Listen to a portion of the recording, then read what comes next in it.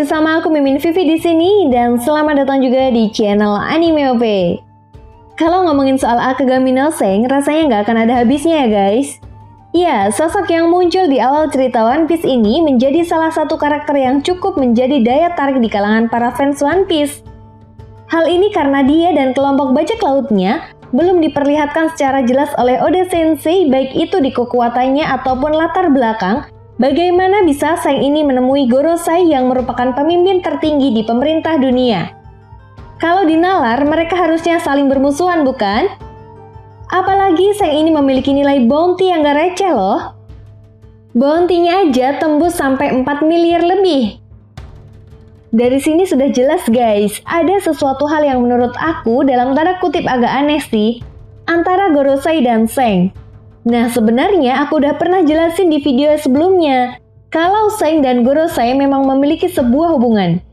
Intinya seperti ini guys, Sisi Bukai yang merupakan seorang bajak laut saja tidak ditangkap ketika berada di markas Angkatan Laut. Artinya ini bisa menjadi sebuah indikasi kalau Seng memang memiliki hubungan dengan pemerintah dunia. Dengan kata lain, ini merujuk pada yang namanya double agent. Sebenarnya double agent bukan hal yang baru di dunia One Piece. Contohnya saja Bartolomeo Kuma dengan Revolutionary Army yang merangkap menjadi seorang Sisi Bukai. Lalu ada Stacy yang merupakan agen CP0 yang merangkap sebagai agen penting di dunia bawah. Itu sebabnya Stacy memiliki julukan sebagai Ratu di dunia bawah. Lalu contoh yang paling nyata adalah X-Drake yang merupakan bajak laut generasi terburuk. Tetapi dia juga merupakan seorang agent SWORD. Lalu untuk apa Seng melakukan semua ini? Apakah mungkin Seng memiliki rencana untuk mengubah masa depan seperti yang pernah dia katakan kepada Shirohige? Sejauh ini, sosok Akagami no Seng sudah melakukan 4 tindakan besar. Pertama, mencoba menghentikan pertarungan antara Kurohige dan Ace, meskipun hasilnya gagal. Kemudian yang kedua, menahan Kaido untuk datang ke pertempuran Marineford. Lalu yang ketiga, menghentikan perang di Marineford. Dan yang terakhir, Seng diperlihatkan muncul di hadapan para Gorosei dan ingin membicarakan seorang bajak laut. Namun sampai saat ini kita belum diperlihatkan secara jelas siapa sosok yang ingin dibicarakan oleh Seng. Namun ada kemungkinan besar jika sosok itu adalah Luffy.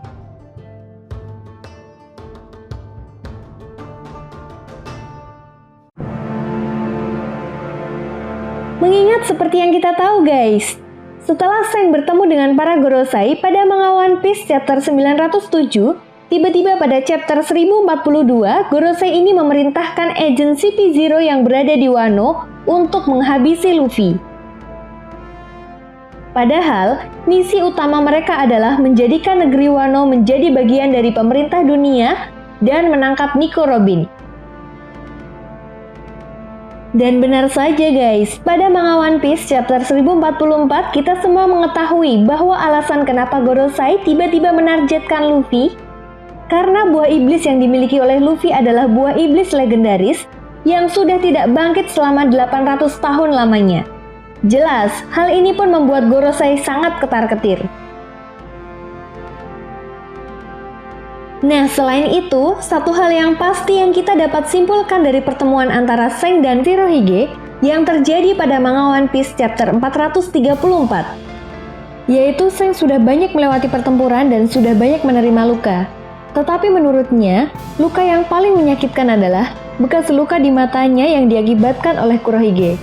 Dan luka ini pun sampai membekas hingga saat ini.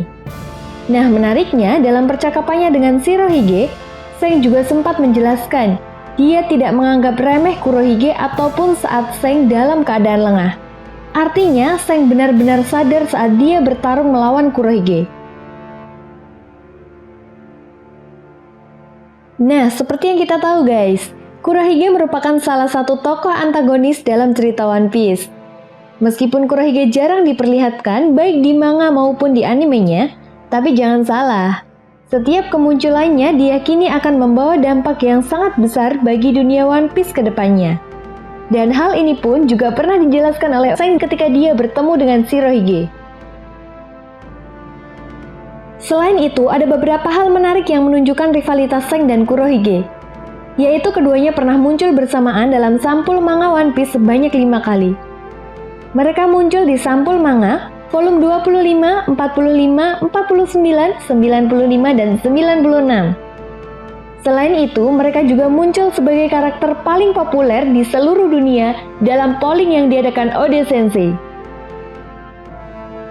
Tentu hal ini diyakini bukanlah sesuatu hal yang kebetulan atau tidak sengaja.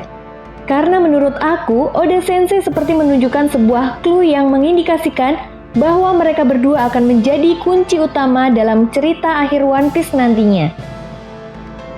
Selain itu, salah satu hal yang pasti di kisah flashback Oden, kita semua mengetahui bagaimana bajak laut Roger melawan bajak laut Shirohige. Disinilah baik Seng ataupun Kurohige pertama kalinya mereka bertemu. Bahkan ada sebuah momen di mana Buggy pernah mengatakan kepada Seng jika Kurohige tidak tidur selama pertarungan bajak laut Roger melawan bajak laut Shirohige.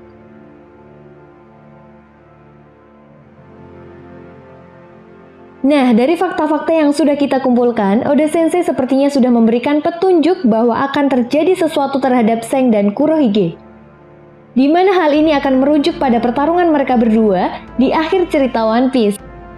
Apalagi setelah apa yang terjadi di Marineford, dalam peristiwa tersebut diperlihatkan bagaimana Kurohige sangat terkejut dengan kedatangan kelompok bajak laut Seng.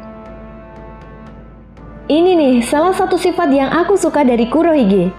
Iya, Kurohige tidak egois guys. Gak kayak kebanyakan cowok sekarang, pada egois. Oh iya, ketika perang Marineford, dia sadar bahwa kekuatannya masih belum cukup kuat untuk menghadapi kelompok bajak laut Seng. Sehingga Kurohige pun memutuskan untuk mundur. Apalagi Kurohige ini sudah mendapatkan apa yang dia incar sejak lama, yaitu kekuatan buah iblis Gura-Gura no Mi.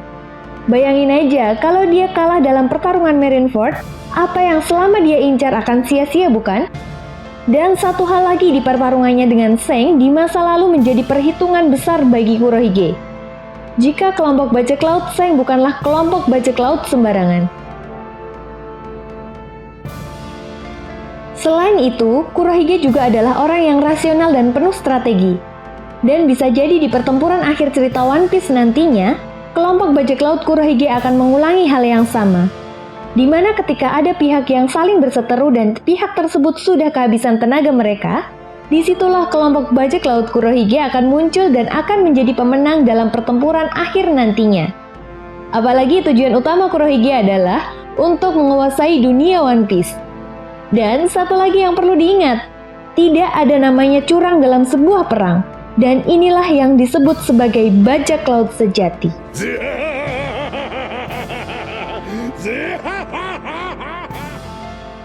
Nah, jadi gimana menurut nakama semua? Jika kalian punya pendapat lain, silahkan tulis pendapat kalian di kolom komentar ya. Oke, sampai sini dulu Mimin Vivi menemani kalian semua, dan sampai jumpa lagi di pembahasan berikutnya. Bye-bye!